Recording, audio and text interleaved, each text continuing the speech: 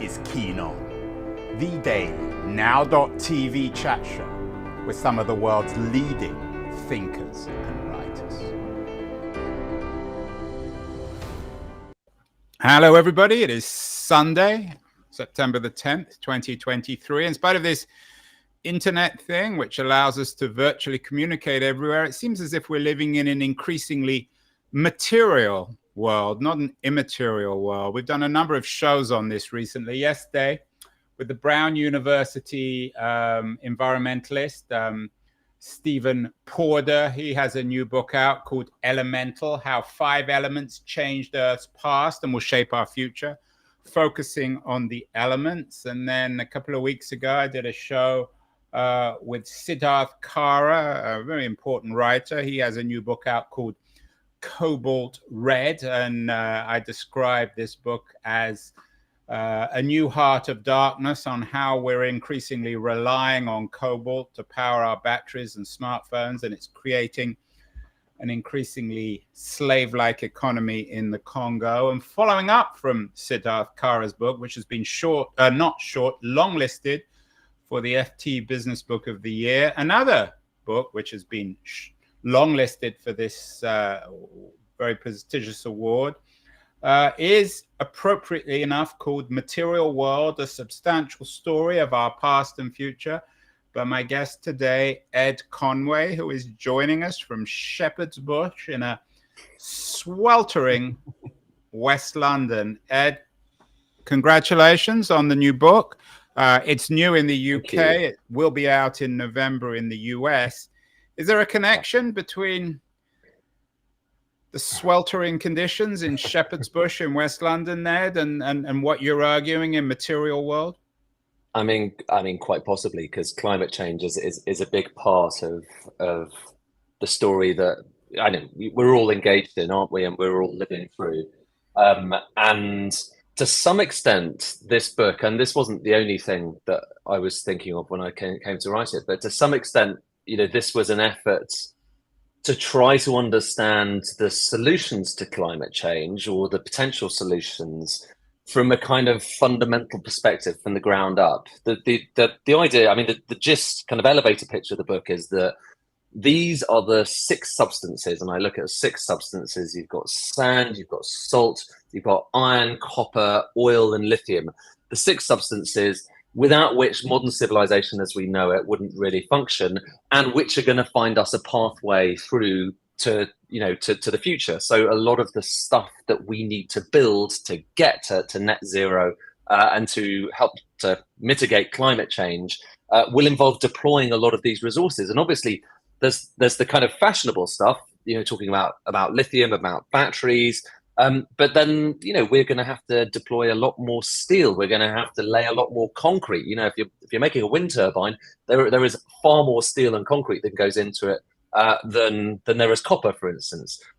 But so part of the kind of overarching thesis is, if we are going to get to that promised land in the future, we need to return to this, to some extent, familiar world, but I think a lot of us have forgotten about it, where we get stuff out of the ground and turn it into amazing things, whether those amazing things are semiconductors, that go in the device you're watching this or listening to this on, or indeed the batteries that are going to power your electric car. It all has to start with something kind of tangible. And actually, I think a lot of us have started to kind of forget that, because so many of us work in what I kind of call the ethereal world. We work in a world of services. We work in a world where actually it's kind of tempting to believe that physical material stuff doesn't actually matter so much, because we all trade in ideas. We come up with apps, and we come up with advice, and we come up with consulting, all of these things. And yet actually underlying all of that is the physical stuff that you need to get out of the ground and turn into infrastructure and stuff we're using. So, the internet, what we are talking on right now, that is primarily fiber optics. It's fiber optics and a bit of copper for the most part that's passing around the world that gives us the internet. It's copper on servers, it's semiconductors, which are made in large part from silicon. It's physical things. And I think we're just at risk of slightly forgetting that physical underpinnings of the world that we inhabit, and starting to think in those terms gives you this, I think, extra perspective of both on how we've got into this mess with climate change and so on, because it turns out that making basically anything involves the emission of so much in the way of carbon. And that goes not just for the kind of stuff that we tend to think about a lot, like, car exhaust pipes and planes and so on and so forth, but it goes across the piece. It's making anything, basically, even making a silicon chip. This is something that totally shocked me. Making a silicon chip, and I go on this road. I know you've I think you've spoken to Chris Miller, haven't you? Yeah, Chris has been on the show several times. Actually. Yeah, absolutely fantastic research. He won the FT Business Book Award, his book Chips. Exactly, Chip War. Yeah, Chip War, which is just a phenomenal book, and everyone needs to read that. But what's really interesting, actually, is that bit that he primarily kind of focuses on in the fabrication plants in Taiwan and so on, and various other incredibly high-tech manufacturing plants. And it is amazing. It's truly science fiction what they're doing there. That part is really just the kind of final stage in quite a long set of supply chains that begins somewhere in a quarry where you're getting that silicon, what's later going to become the silicon chip, out of the ground.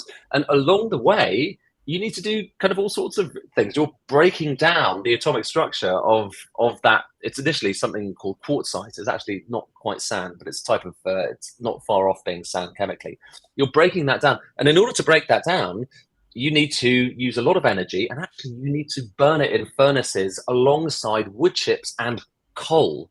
So making silicon chips, which no one thinks of as being a kind of dirty thing, it is really dirty. But because we don't, there's been very little work on understanding those supply chains. Because of that, and hopefully that's something that will, I'm trying to help put right. Because of that, I think we take for granted the fact that we're going to be able to do this relatively straightforwardly to eliminate carbon emissions. In fact, every single thing that you touch on a daily basis almost certainly involves the emission of quite a lot of carbon. And that's why the book, the Cobalt Red book, is so troubling, because on the one hand, it produces these batteries that power our phones and our electric vehicles. On the other hand, it creates a slave economy. You talked about reaching the promised land, Ed. You're a very experienced television journalist. You know that promised lands are never reached. You're telling this dirty secret, and you suggest that we work in what you call the ethereal world, we being coastal elites, journalists, writers, many of the people in our audience. But the world itself is increasingly physical. This contradiction seems to be at the heart of much of modern life, isn't it? I think it is. And I think the contradiction, I think partly because, it's not just us elites, and I guess we all are kind of part of that, but it's also, I think it's about 80% of people working in the US, similar proportions in most of Europe, work in services. We don't spend that much time making stuff anymore. Whereas, go back actually not just a few centuries, but really a few decades, and the proportion of people working in some sort of trade that was taking a material and turning it into something, whether it's manufacturing, whether it's mining, whether it's agriculture, the proportion of people working in those sectors was enormous. So we used to have, I think, a connection to this cosmos and this expertise of taking stuff out of the ground and turning it using often quite magical processes. A lot of this isn't just about the scary consequences of all these carbon emissions. It's also a celebration. The book is partly a celebration of the amazing things that humankind has been able to do. But because there are fewer and fewer people every year working within those sectors, I just think that the kind of the understanding that we have as a culture, as societies, of the necessities of what it takes to make stuff, and also the admiration for it, has started to diminish. And I find that troubling. And to be honest with you, I'm coming at it, like I say, and like you say, I'm coming at it as a very much an outsider. I've never made a single thing in my life, but I have, in the last kind of few years, as I've kind of delved into that world, come to this quite newfound respect for all of these companies and people, individuals, the systems, the chemists, the engineers who actually make this world work. And I just think we take it for granted a lot of the time. And the fact that we take it for granted also means that we are slightly less enlightened about the scale of what we need to do to eliminate carbon emissions, to get to net zero, the obstacles in our way. Partly it's just because that's such a big challenge. And reminding us of the physicality of our world, what you call this dirty secret, I think is really important. I'm sure you're familiar with the work of David Goodhart, a British sociologist, political writer. He's an old friend of mine. He's been on the show many times. He had a book, very controversial and interesting book, The Road to Somewhere, The Populist Revolt and the Future of Politics. Is this playing into politics, what you're observing in a material world, Ed, that there is this increasing division between the world of the ethereal and the physical, and that's manifesting itself in these increasingly painful, nasty political divisions? You're a TV guy in the UK, so you're very familiar with this stuff. It's a really good point there. And actually, David's book, which I read a few years ago, what's interesting about that is he's talking about, quite a lot of his book is about places that feel like they've been left behind. This was in the wake, obviously, of Brexit in the UK, Trump in the US, and there was a lot of people did a lot of thinking about, why is it, in particular, these kind of Rust Belt communities, the old steel working communities, the old coal mining communities in the UK and the US and Europe as well, they feel like they've been left behind. And yeah, I think they were. And I think this, going back to that point about there were lots of people who used to make stuff and now no longer do. Well, yeah, a large part of our economy and our social fabric was hollowed out when we started to outsource a lot of that production to China. There were obviously strong arguments in favor of having done it, but it also meant that we no longer have as much of a kind of a knowledge base of what it takes to get the stuff that we survive actually made. Let me give you an example. Like, we just in the UK, very recently in the UK, have just shut down the last fertilizer plant making nitrogen fertilizer from the air. It's through a process called the Haber-Bosch process, one of the most important chemical processes ever invented. Without the Haber-Bosch process, where you basically take nitrogen out of the atmosphere and then turn that into a kind of physical form of nitrogen fertilizer, so you're turning it into ammonia. By the way, you use natural gas to do that. So fertilizers, the stuff we eat every day, are a fossil fuel product. We are consuming fossil fuels when we consume the vast majority of food that we're consuming today. But that's by the by. We've just shut down the single last place making this stuff in the UK. And from now on, we'll have to import it from overseas. The reason for that is primarily because gas prices are so high. And actually, we're going to be importing a lot of fertilizer from the US. But the upshot of that is we are no longer making the stuff, the chemicals we need to go into the crops that feed us. And there is something quite important and primal and fundamental about understanding that. And yet no one knows about it, because very few people pay attention to these places, because they don't employ all that many people. Because it turns out one of the other amazing things that I cover quite a lot in the book is we have become so good at making this stuff with very few people, which is why so few people work in this material world. And yet, it also explains the increasing inequality, that a few people are very rich and everybody else is poor. Totally, and there's an increasingly a small and shrinking middle class. Yeah. There's a Marxist, I think it's a very strong Marxist argument you could kind of apply to a lot of this. And actually there was a very interesting Marxist review of this recently that you can find online of Material World. But yeah, that's the point, is I think we have hollowed out not just communities, but we've also hollowed out some of our expertise. And I find that slightly disconcerting, because it means that I think particularly in Europe, less so in America, where you have quite much more plentiful energy, and so much of this comes back to energy. Making anything involves deploying a lot of energy, and a lot right now. The main energy source that we're using is still fossil fuels, like it or not. Kind of around 80% of our energy these days still comes from fossil fuels, and if those fuels are much more expensive, like Putin is attempting to achieve in Europe, then that means you're just not making stuff as much anymore, and you're having to rely on elsewhere. And again, that kind of thing, to me, I feel instinctively that matters. But here's the issue. I cover economics. I'm an economics reporter. But I find a lot of the tools and a lot of the metrics we use to try to understand the world via economics, things like, gross domestic product, things like inflation indices, things like, basically all of the main statistics we look at. And I report on this stuff every day. to my mind, they undercount the significance of these certain products and processes that keep us alive. According to GDP, a dollar that's generated by Facebook is exactly the same as a dollar that's generated by a company making fertilizers, keeping us alive. And I just happen to think there is a fundamental difference between fertilizers, which literally are keeping humankind going, and social media. And yet within those main national accounts that basically underlie everything, they are enormously dominated by those other intangible. Yeah, it's really things. interesting you make that point. Last week I was in Munich for the DLD Circularity Conference, which focuses on a lot of these issues. And I did an interview with the co-president of the Club de Rome, Sandrine Dixon de Clèves.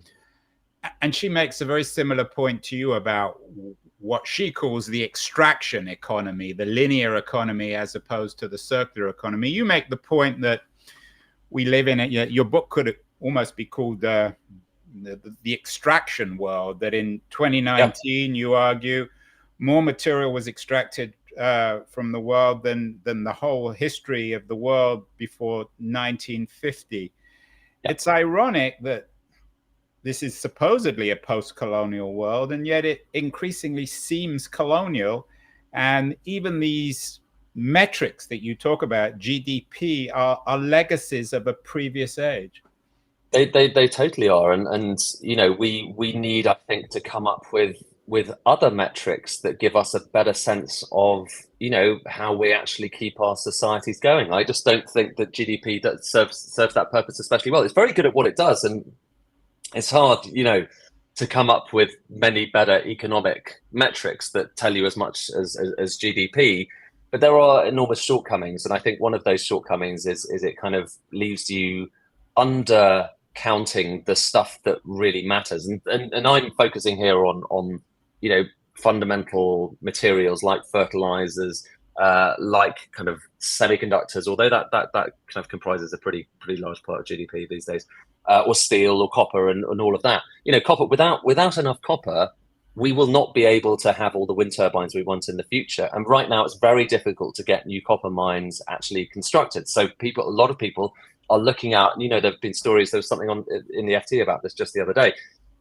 Right now, people are looking out at the future and they're saying, well, we can see how many mines there are. We can see what demand is going to do, and it's going to go like that. Because if you've ever seen, for instance, the size of the cables that take the power from those wind turbines, there's going to be, thousands, if hundreds of thousands of wind turbines offshore generating power for the future. You need to get that power back to the shore, and getting that power back to the shore involves these enormous cables, with cores of copper that are kind of thicker than a baseball bat going all the way back to shore. So you're talking about kind of, thousands, millions of tons of copper, and no one quite knows at the moment where we're going to get that stuff from.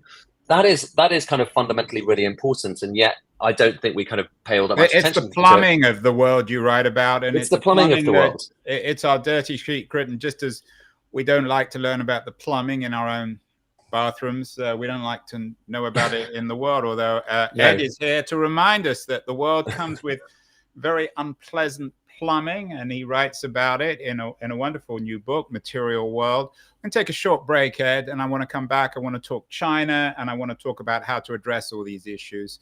But first of all, I just want to remind everyone that this show is brought to you by Liberties, a quarterly journal of culture and politics, excellent new quarterly. Going to run a short ad for Liberties, and then we'll be back with Ed Conway, the author of Material World. Stay with us, everybody. Beyond the news, the noise, there is nuance, insight. Liberties is not just a journal of ideas. It's a meteor of intelligent substance. It's the place to be for engaged citizens. Politics, opinion, substance. Liberties is a triumph for freedom of thought. A quarterly of urgency, of cultural exploration, of intellectual delight, of immaculate prose. It's invaluable. Subscribe now or find Liberties at your favorite bookseller. Check out more about Liberties at libertiesjournal.com. We are here with Ed Conway in a sweltering shepherd's bush in West London, talking about his new book, Material World. Ed, before the break, you brought up the C word, China. To what extent is China the heart of this material world. In Cobalt Red, of course, the mining rights are owned by the Chinese, maybe private, maybe public, seemingly a confusion of the two.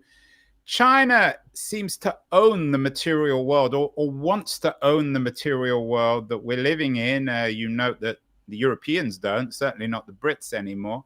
How does China fit into all this? And did you spend much time in China for the book? I went to China a couple of times before the book, but basically I wrote a lot of it during COVID, and it was impossible to get in. So actually, a lot of, in particular, the China research for the book was kind of remote, although I had the benefit of having gone a couple of times before, and just seeing the extraordinary kind of scale of what's happening with the Chinese economy.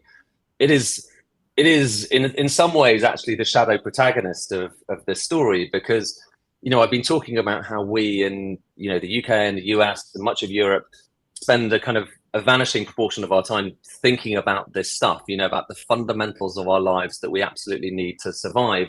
Well, in China, they have been thinking about this very actively and very aggressively for a long time. How are they going to get the minerals they need to make the stuff that is going to kind of feed both their economies, their people, but also the rest of the world? How are they going to come up with all of the innovations they need to make the batteries that they're going to want for their car industry?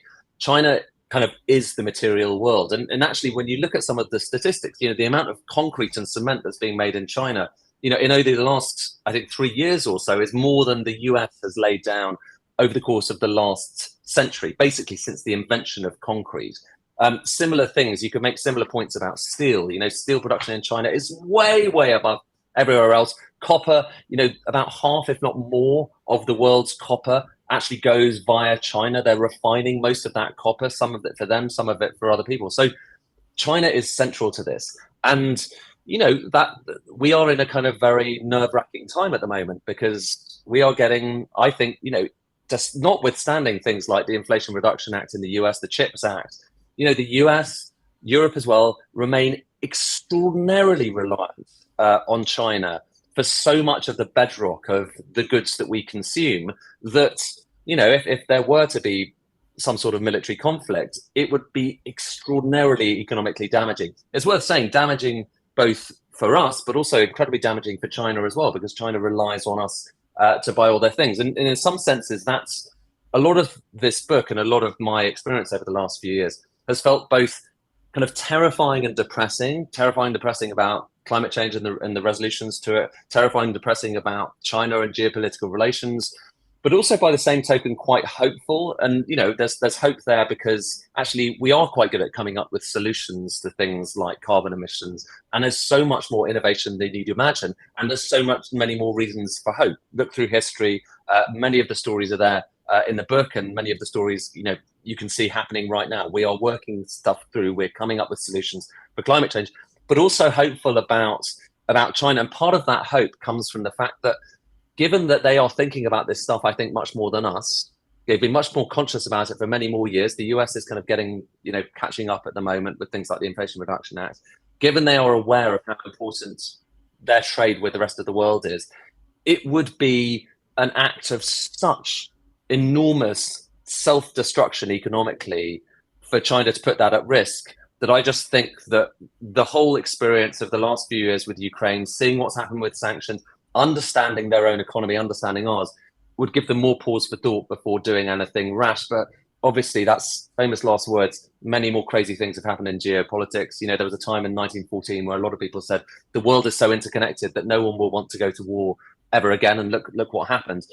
But even so, the interconnections around this world, the device you're listening to this, watching this on, it is a fabric, a tapestry of the world. It has come, all of the different parts of it have come from all over the world, not just China, the US, many parts of Europe. It's made with machines that are, again, pieced together from different parts of the world. So there is this kind of celebration of globalization that we live in at the moment, that, again, you kind of only really understand wholeheartedly when you pick apart the different devices and the different products we use every day and think, oh, well, that's where that comes from. That's what you had to do to the sand, to the iron, to the copper to get it into this device. wow, that is the world we are living in right now, and it is amazing. So hopefully that resounds and that echoes within policymaking circles in China, where they are more kind of engaged in this kind of thing, I think, than we have been. They've been doing it, they've got plans that go back decades that have been looking at where are they getting their rare earths from, where are they getting their copper from, where are they getting their iron from, because they care about this stuff in a way that we've only recently started to care about.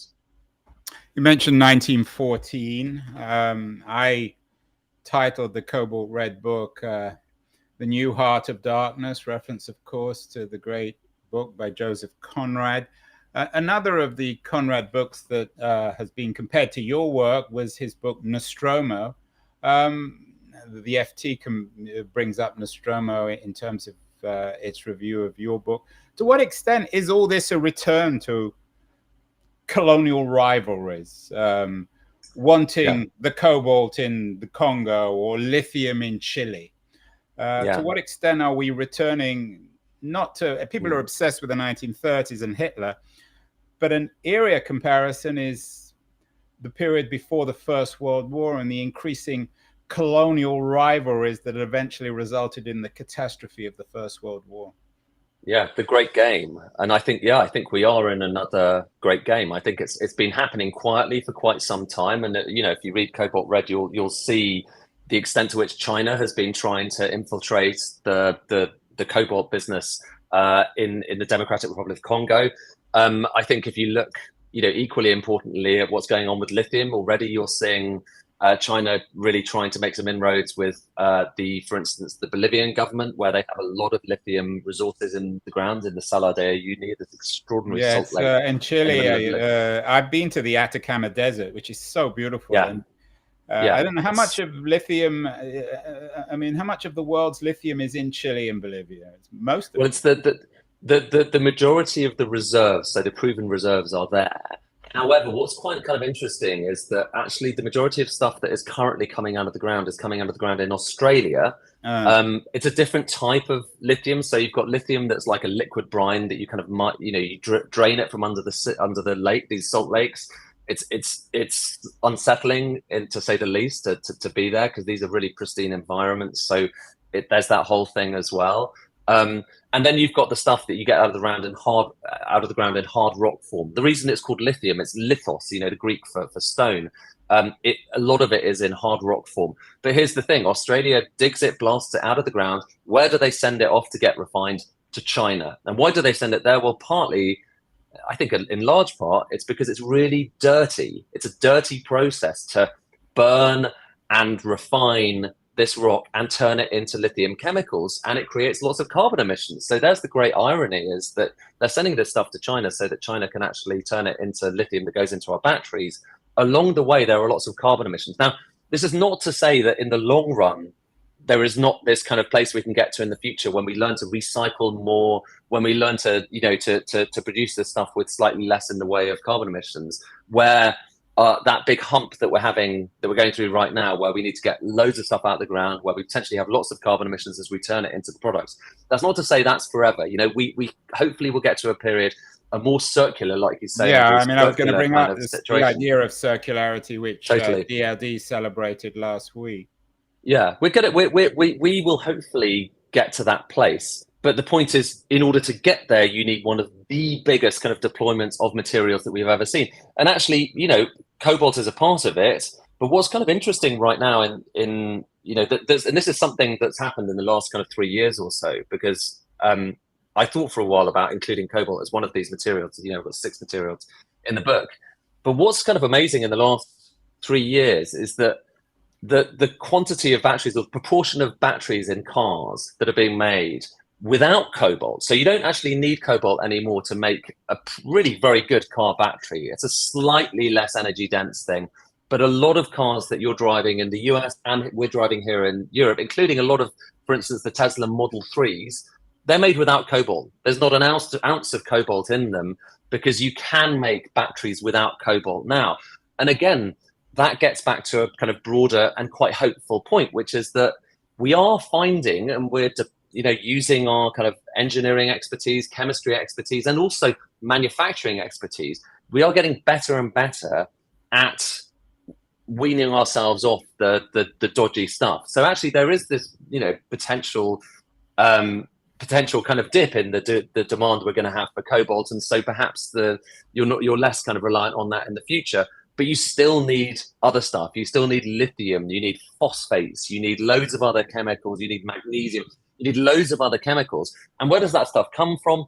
It still comes from the ground, and you still have to go through the same difficulties in the case of lithium and working out, how we can do this at scale, because we have never mined lithium at great scale before, never in history. We've got a long history of mining things like cobalt, and concerns about cobalt go back to, the era when it wasn't the DRC, when it was Zaire, because you've always needed cobalt to go into steels.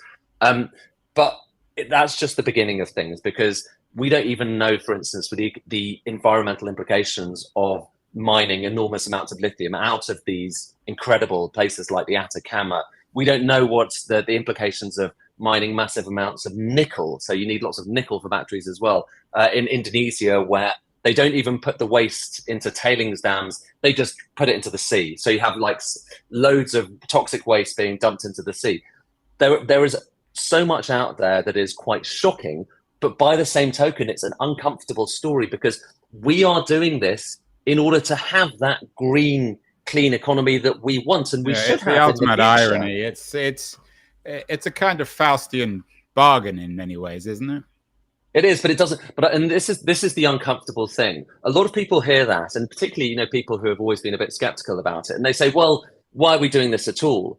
Well, the answer is, we don't live in a world of absolutes of black and white. We live in a world of, many shades of grey. And in this shade of grey, we're trying to get to a better place. But yes, along the way, it's tricky, and there are compromises, and we may not be able to do it quite as immaculately. And we never arrive. I mean, like. That's you mentioned the promised land earlier. Of course, our great text, the Bible, suggests that the promised land is always in the distance. No one ever gets there. But finally, Ed, what about the role of new tech? I mean, your book is about technology. We've done many, many shows on the revolutionary potential of AI in particular, and biotech.